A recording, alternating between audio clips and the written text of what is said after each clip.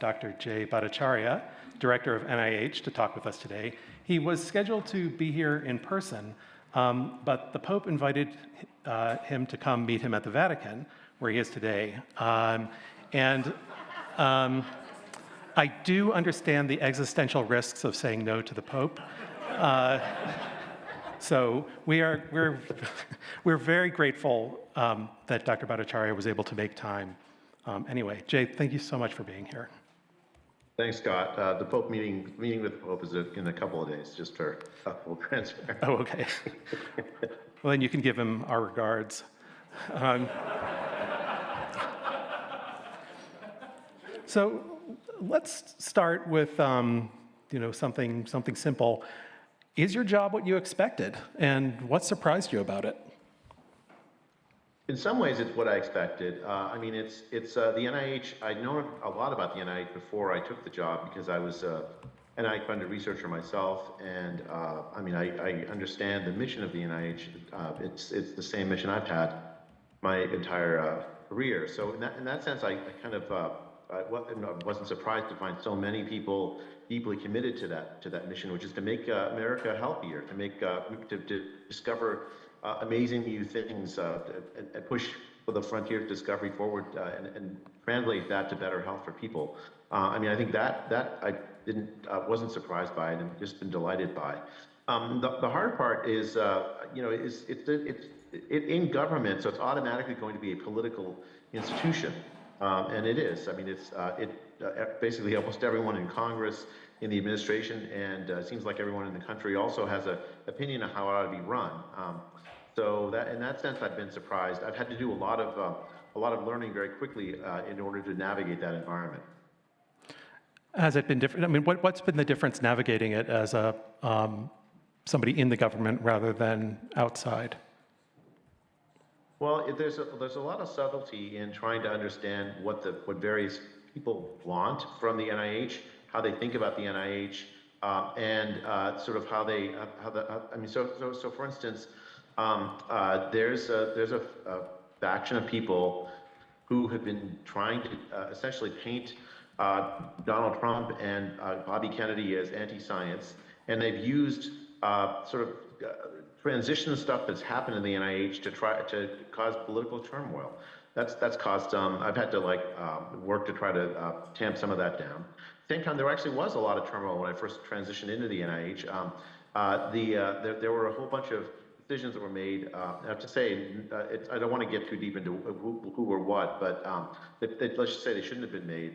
And it made a lot of parts that need to operate smoothly not operate so smoothly. So for instance, to give you an example, a whole bunch of scientific review committee meetings, which are sort of the heart and soul of how the NIH does its work, got canceled very early on before I was signed in. And I made sure I turned those on, and we're working to try to get the NIH working the way it should. At the same time, there have been a lot of, I was a big critic of the NIH on the outside, and I've been working really hard to try to implement some of the reforms that maybe we'll have a chance to talk about some of them.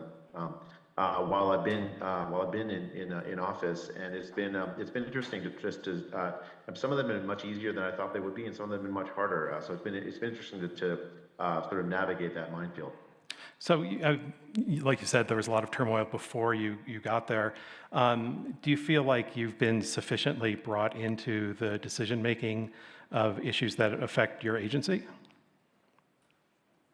Yes. So now at this point, it took a little while, Scott, but I think the answer is yes to that question now. It's as I said, a lot of people, both in Congress and in the administration, have ideas for how the NIH should operate. So it's not just me alone deciding anything. I get to have my vision put out there, but I have to convince people that my vision's right. And then other people have their own ideas. So I have to. It's a navigation. But I do feel that there's people are listening to me, and it's been fun to get to know a lot of people, many of whom I just read about. Okay, so let's get into a little bit of things you've spoken about before, and maybe how you're going to go about implementing them. So first, you've talked about the I guess we'll call it the NIH's risk portfolio, that they've been funding less and less risky science, and some of that's based on a paper of yours that was published in 2021, I think. And so what is your plan to get NIH to take more risks with its research? Well, so risk means something very specific here, right? So, for instance, it doesn't mean like taking risks with dangerous gain-of-function research that might cause existential harm. We're trying to reduce that kind of risk-taking. But on the other hand, exactly as you said, Scott, it's a question of like, what should the portfolio of the NIH look like, right? So if you think about it more like the way that Silicon Valley might look at the portfolio manager of a VC or something, but the way they look at it is they're not asking whether any individual particular project will work or not. They're asking whether the portfolio as a whole will produce some big advance. Too long, this is the paper I think you're referring is the one I wrote with Mikko Pakalin. Yeah. A paper I wrote with Mikko Pakalin a few years back. But for too long what's happened is the NIH has become more and more conservative in the sense of like supporting incremental science rather than science that advances and tries out new ideas. Maybe in the 1980s, this is the result from that paper, NIH-funded researchers were publishing papers that were somewhere, like trying out ideas that were 1 or 2 years old. In the 2000 teens, NIH-funded researchers were trying out ideas that are 7 or 8 years old. There's lots of reasons that have gone into that. It's not just the NIH, but the NIH can make a big difference. So one way to do that is to vastly increase the support for early career researchers and reduce the amount of time it takes for early career researchers to make a transition into independent science. And the reason that's true is because it actually turns out to be early career researchers who are the most likely to try out new ideas. The key idea, I could talk a little bit more specifics, but I think it's probably better to talk about the general, the key missing piece. And the key missing piece is that in biomedicine, we punish failure too strongly. Right? Going back to the VCs, you may have a failed company as part of a VC portfolio, but that one failure often leads to, if it's a productive failure, leads to future successes. Very often in biomedicine, if you have one failure as a grad student or as a postdoc or something, you're not going to move forward. And there's very little way to have a productive failure. No place to publish a paper to say, well, I tried this idea, it didn't work out, but here's what I learned. There's lots of things that we can do to fix that, but the key problem is we punish failure too much in biomedicine. So how will you implement that? Grants are made based on some kind of peer review with a group of other scientists, the way it should be. How do you convince them that it's okay to take these kinds of risks with who they want to fund? So a couple of things. One is, we actually have changed some of the criteria, the way the grant review works. I served as a reviewer for a long time on an NIH review panel, and what happened is people would discuss the ideas that were proposed, but almost all the discussion was on can this idea work? And if it's a new idea, it's really hard to convince your fellow scientists it's going to work because it's new. And even though we're supposed to give sort of a benefit or advantage to proposals that have new ideas in them, it turned out it's difficult to do that. So what we've done is we've simplified the review, and we've asked the reviewers to emphasize innovation and the significance of proposed projects, and maybe a little bit less emphasis on the methods. It's okay if an idea doesn't work out ex post, but it's not okay if ex ante we kill an idea that might have been the cure for type 1 diabetes or something. Right? We need to be able to, and so we've instructed reviewers to do that. Another aspect of it is we've empowered, and this is something we just recently did. We've empowered. So the scientific reviewers do their thing. You got all the review of all the grants in. You do the reviews. You give them scores. There's the next stage after that, which is the institute directors. These are like the world's experts in cardiovascular disease, in neurology, whatever. You have different institutes have different points of fields of study. We've asked the institute directors to select the portfolio out of the high-scoring grants, it turns out actually reviewers are not very good at telling the difference between grants that are, like say 5th percentile and 25th percentile. They often have very similar productivity. And so we've empowered the institute directors to be able to select grant applications that score really well, but that better match institute priorities. And if they have, they have some idea that like this is a good risk worth taking. This is an idea that's worth trying out. Then they'll have the capacity to do that, and in fact, they'll be rewarded for doing that. How will you know if this has been successful in 5 years? I mean, I guess one way would be to redo your study. And we can come back to talking about replication, because there's a really clever way of looking at outputs instead of inputs. But what are the sorts of things that you'll be looking for? Well, I mean, ultimately, the mission of the agency is to advance, to support science that advances health and longevity. So we could redo the study. That certainly can do that. In fact, we should do that. That'd be fun to do just to test whether I've been kind of successful or not. Maybe I hope so. But even more importantly, has the research that we've done actually advanced the health and well-being of people? For the last dozen years, since 2012, I guess for 13 years, the U.S. has seen no increase in life expectancy. In other words, even though there's been tremendous advances in biomedicine and certainly advances in cures in certain areas, those advances in cures have not translated over to improved health for the American people. So that also will be a test. 5-10 years from now, will the research work of this NIH now translate over to improving longevity over the next decade? That's going to be pretty hard to identify, though, right? Well, I mean, you have to take credit for when good things happen. You have to take blame when bad things happen in leadership positions, Scott. But I know that econometricians will fight over causality. Maybe I will too someday. But right now, the key thing is to make decisions that address the problems that I think the NIH has had over the last couple of decades to make it work better. So before we leave this particular topic, what do you say to scientists whose work relies on NIH grants who are right now very scared? Well, if you look at what the support for the NIH is in Congress and also in the administration, it's pretty strong, Scott. Like so, the Senate just marked up a bill with the budget for 2026 for the NIH, and they actually have a 1% increase. And that tells you pretty clearly where the Senate's mind is. I've gotten a chance to go talk with dozens of people in the House and Senate over the last few months, and I have to say it's pretty near universal support for the mission of the NIH and also support for the kind of funding for the research program. Now, of course, there's a lot of concern about gain of function research. There's a lot of concern about the sort of like mission creep for the NIH away from its fundamental mission of advancing science that improves health. But a desire for the NIH to do that work is still very, very strong. So for rank and file scientists that are listening, my view is that and this is an informed view given how many people I've talked with now over who make these decisions in the Congress and in the administration.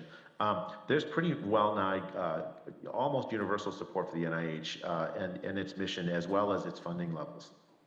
So, and how will that interact with, non-budgetary issues? So it seems that sometimes other people in other parts of the administration can decide whether certain grants go out or not. I mean, it's a little unfair to ask you this because, what can you do? But what can you do? Okay, so let me just we'll just like address this bluntly. So there's the normal NIH process, and this is true this has still been true, like as I've been involves, as I said, the scientific review panels, and then the institute directors decide which grants that there's councils that give advice, and then finally I have to sign off, right? So I have to decide. In a sense, the buck stops with me. At the same time, the administration has, I think, rightly been quite concerned that some of the institutions that we fund, that have consistently violated civil rights laws, have discriminated against Jewish kids have made it difficult for Jewish scholars to work. There's been a lot of a lot of like sort of concern about that within the administration. Columbia is probably sort of the best example of this.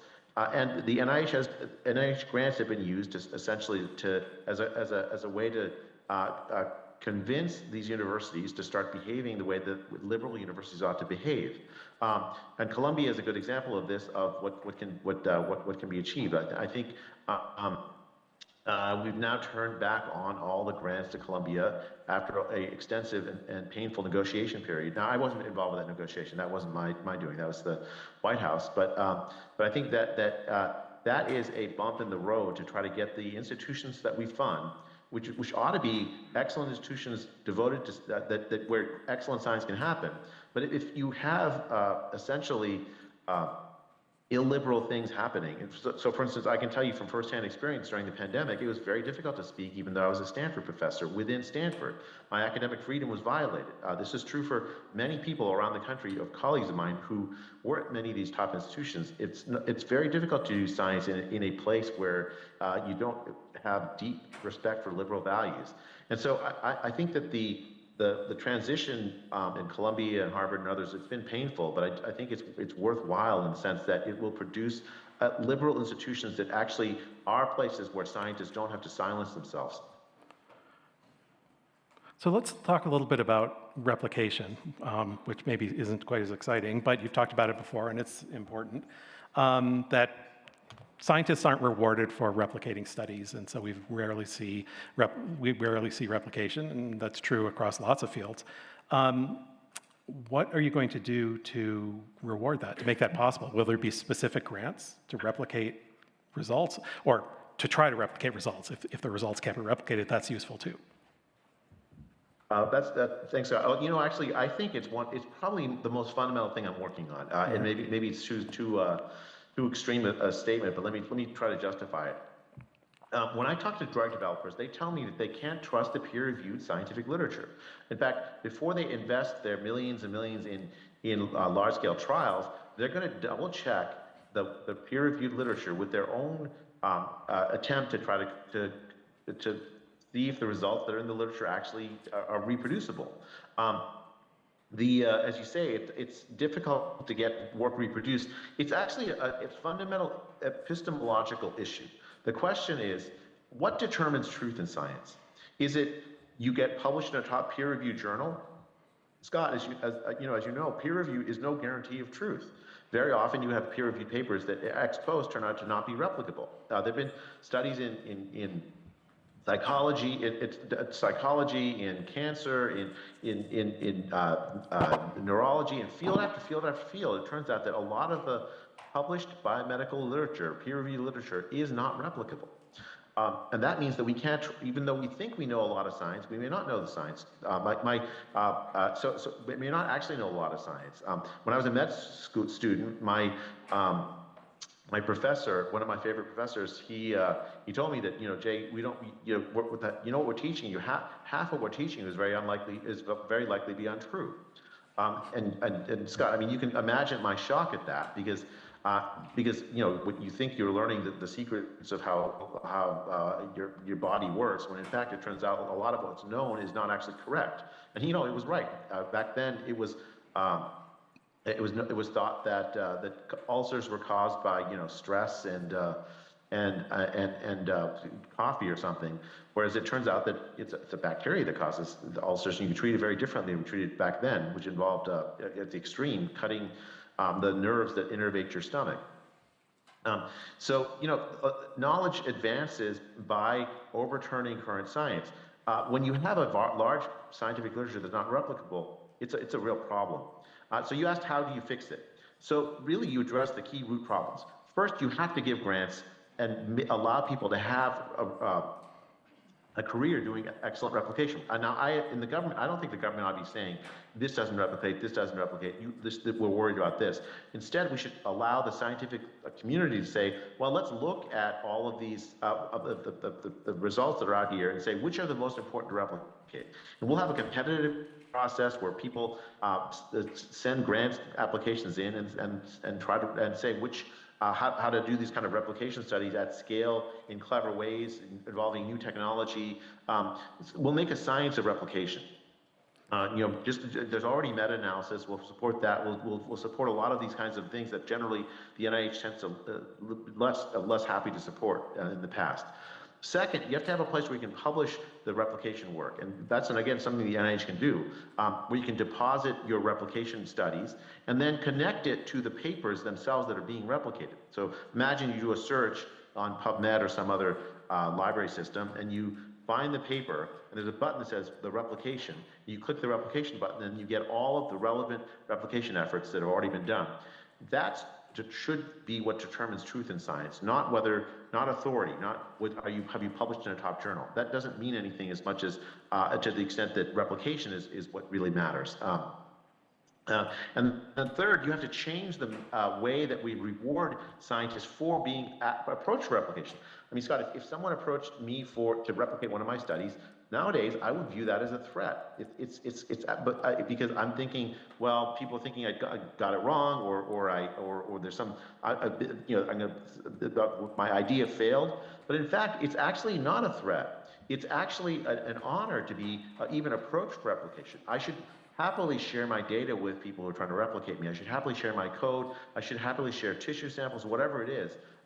And so we need to make metrics that reward that kind of pro-social behavior by scientists. Not just how much influence you have, citations, not just how many papers you have, but measures of how much data do you share, how often are your papers subject to replication. Those kinds of things are pro-social actions by scientists that we got to measure and reward. You do those three things. Fund replication, have a place where you can publish it, including falsified results that are falsified, that overturn published results, and then measure and reward replication by and pro-social behavior by scientists. You'll solve the replication crisis. So, I mean, if we're starting from very little replication, so this is a little bit aspirational, but at what point do you sort of decide that something is settled science? And maybe some things just are never settled, really. I mean, that's a good question. I think, there's too much science to replicate all of it, right? And so the question is, like, what are the most important ideas that haven't been replicated, but if they were true, would be revolutionary, right? So again, you let the scientific community decide those things. I think if you're going to prioritize which studies, I think that the key ones are the ones that result in decisions that affect the lives of people, right? So if you have a key biological mechanism that you think is true, but that hasn't been replicated, and as a result of it, there's a drug that's going to be developed that'll be tested on humans. Before you test it on humans, you better be sure that the biological mechanism is right. That would be a prime candidate for replication, right? So things like that, things that actually are close to affecting how humans, affecting the well-being of humans. So I almost hate to ask this because it sounds like a cheap shot, but wouldn't the relationship or lack of relationship between vaccines and autism be considered settled science? Well, I mean, I think the question is, like, again, does it affect human behavior? There's a lot of people who don't consider. I mean, I consider it settled science, Scott, as you know, but I know there are a lot of people who don't. And the way that I think we persuade people is not by sort of saying, I believe this is settled. They have questions they would like to see, and some of those legitimate questions. Like some vaccines have been studied extensively for its relationship to autism, and little link has been found. Like, measles, the MMR vaccine, for instance. Other vaccines have been studied much less. I think it's fine to answer questions. It asks questions like this because what it does is, Scott, is if you say, I from on high, the head of the NIH have decided this question is decided. There's going to be a lot of people disagree with me, and authority, that kind of authority, is not the way you settle dispute. You do it with data.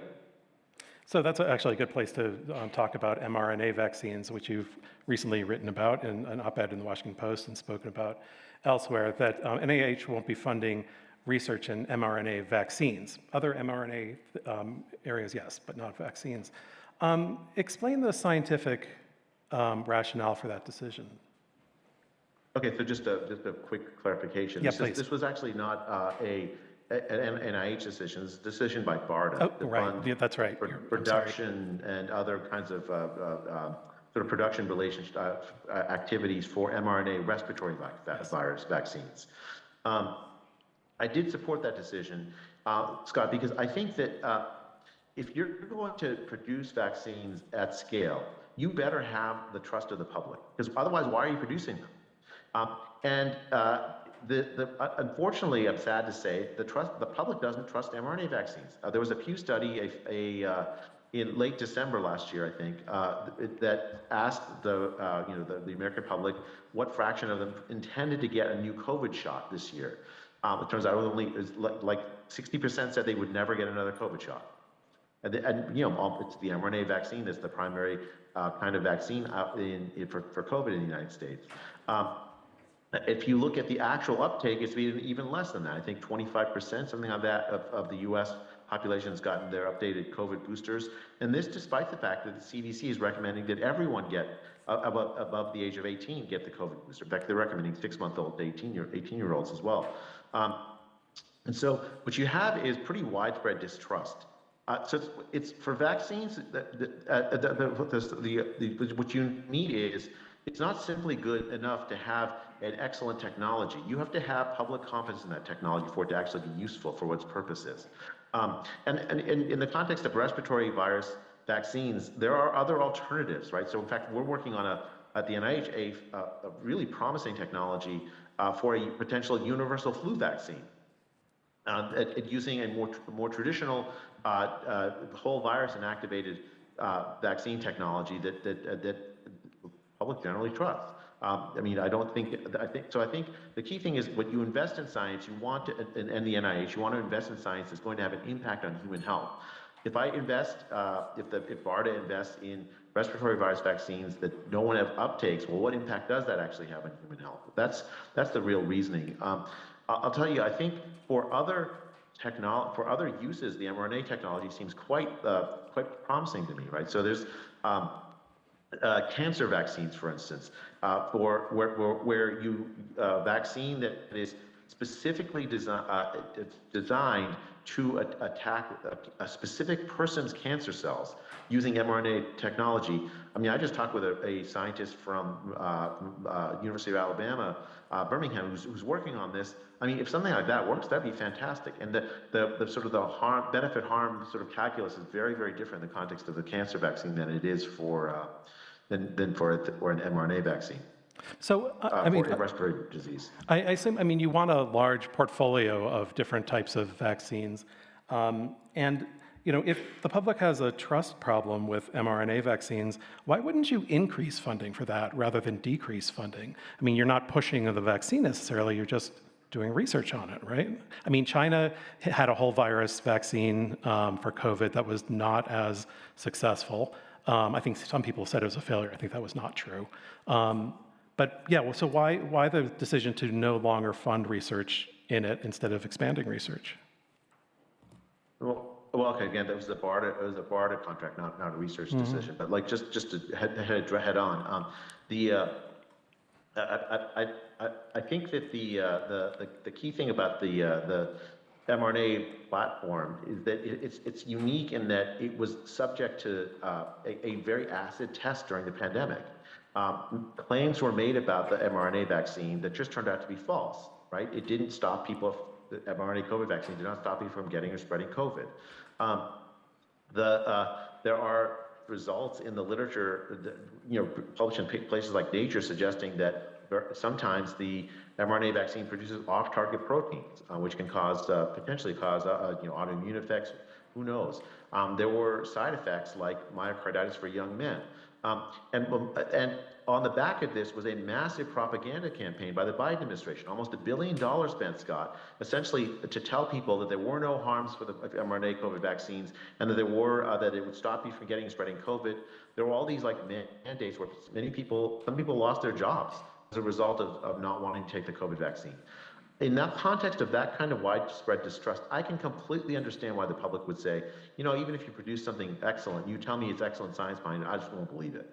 I think it's important to send a signal to the public that we're serious about vaccines, but then we understand that the kind of sort of public pressure, the propaganda was actually inappropriate to do, and it has undermined, at least for now, the capacity of the mRNA vaccines to have widespread uptake, as is evidenced by the sort of lack of uptake now for the COVID vaccines. And so you think that it doesn't make sense when there's other sort of avenues of producing advances in vaccines that potentially that don't have that distrust problem and are quite promising. and so you think the public just wouldn't even trust research into it? Yeah, I think it's too close to the the sort of false promises the Biden administration made about it. And it wasn't just promises. It was essentially like you were made into a social pariah if you didn't take it. People have very vivid memories of that, and it's tainted the public confidence in the mRNA COVID vaccine, I think, irreparably. Let's move back to a little economics so that when I say things, I kind of know what I'm talking about. So let's say that, God forbid, there was another pandemic, and obviously NIH isn't the one that takes the lead in dealing with a pandemic. But how would you want us to think about the trade-offs and the decisions to make them? And the problem before was that people refused to talk about trade-offs at all. But we had an interesting talk this morning by Chad Jones, who was comparing existential risks of AI to values of statistical life and how much it would cost. Actually, it was a COVID example. Would you use things like that, values of statistical lives and probabilities, to think about what the right responses are? I mean, and there's not really a right answer to the question. It's how would you think about it? Well, I mean, that's a really complicated question, but yeah. I will say, so I absolutely would. I think those frameworks are useful, if only just to train your mind to think correctly, right? So let's just pick one idea that was really popular early in the pandemic, the idea of the precautionary principle. And the idea essentially was that COVID, just put yourself back in March of 2020, Scott, the idea that got floated around, even among economists, was that COVID was so bad, or potentially so bad, that we have to assume the worst of it. And that justifies, sort of extraordinary measures like lockdowns, even if it means harming children at scale because their schools are closed, even if it means like expanding the set of people who are overdosing drugs, mass depression on a mass scale, depression, anxiety on a mass scale, even if it means starving 100 million people, like the UN forecasted would happen from the economic dislocations of the lockdowns, right? So all of that is worth doing because of the potential risk of COVID being so bad. Well, let's apply let's keep the precautionary principle, but apply your framework you're talking about and see how we change things. Well, think about this. We don't know that the lockdowns are going to stop the spread of COVID. You can't assume that. The precautionary principle doesn't allow you to assume that your intervention is going to be effective. You know for a fact that closing schools is going to harm children at scale. If you're going to apply the precautionary principle, you're not allowed to assume that the intervention you're undertaking is going to have no harms. You have to account for those harms with probabilities if need be. And then what the precautionary principle does allow you potentially to say is, well, the harm from the thing that we're trying to prevent, COVID, is so, I don't know what it is. There's a distribution of harms potentially consistent with what we know to date. The precautionary principle says I'm allowed to assume the worst of that, but it doesn't allow you to say it's going to work, that your intervention is going to work, or that your intervention is going to have any harms. And then you have to do a calculation. Is the expected harm from the virus, given that you are using precautionary principle to assume the worst of it, does that outbalance the expected harm from the interventions themselves? That kind of framework, I think, is the right framework. Economists and other people who think in this way ought to have been involved. It shouldn't have just been virologists and epidemiologists who led the way in the COVID response. We should probably take some questions. And if you have a question, right back there. And wait for the microphone this time so that Jay can hear. Hi, Baron Soga, Tech Freedom. You've spent years claiming you were censored by the Biden administration. The Supreme Court's Murphy decision found, quote, no evidence that tech companies moderated COVID content because of government pressure. You've promised a culture of free speech and dissent at the NIH. But in June, 484 NIH staff signed the Bethesda Declaration, modeled after your Great Barrington Declaration, asking for exactly that, but warning that NIH is, quote, censoring critical research and programs addressing subjects inconsistent with the administration's political agenda, from vaccines and long COVID to climate change and sexual minorities. Scott asked you to address these concerns about grant funding, and you responded by simply assuring us that Congress would continue to fund the NIH. That's not the issue, it's not the concern, and you know it. So how do you respond to concerns about the politicization of NIH and the censorship of research that's inconsistent with the MAGA agenda? Okay, so first of all, the characterization of Murphy versus Missouri is incorrect. That's just false. If you look at what the Supreme Court ruled, it did not actually review the evidence about censorship, which was absolutely flat correct. There was a huge amount of evidence found in discovery showing that the Biden administration had indeed pressured social media companies to pressure a whole host of ideas that people had that didn't want spread, including, for instance, vaccine injured groups who were talking to each other, and as well as anti-lockdown speech. The House did the House Weaponization Committee also did a look in the evidence on this, and it's absolutely conclusive. The Murphy case in the Supreme Court, what it ruled was that we didn't have standing to sue, essentially gutting the enforceability of the First Amendment. It said that because there was no email that said from the Biden administration to a social media company saying, and censor Jay specifically, well, then that's enough. I don't have standing to sue. But in fact, what we found was the Biden administration ordered social media companies to censor whole classes of ideas. And essentially, under the Murphy decision, that means no one has standing to sue. The First Amendment is an unenforceable dead letter. So you just characterized it incorrectly. As far as the Bethesda Declaration, folks, I met with them.